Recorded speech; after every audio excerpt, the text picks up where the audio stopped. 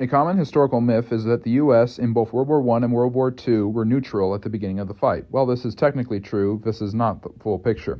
In both wars, Presidents Wilson and FDR, respectively, attempted to keep their nations out of the conflict but bowed to pressure from the Allies against the Germans. In World War I, Wilson was sending supplies and munitions in ships that were later sunk by unrestricted German submarine warfare, such as the Lusitania. The sinking of these ships, ironically, would eventually lead the United States to join the war, along with the Zimmermann telegram in 1917. But these large ships, some of which were sunk, were correctly believed by the Germans to contain supplies sent to the Allies. In World War II, under constant pressure from Winston Churchill, FDR eventually agreed to Lend-Lease, which was sending supplies and weapons to the Allies, including the Soviet Union, China, and Great Britain. Worried about the militarism of the Axis powers, Roosevelt prompted American companies to up their military production in 1940.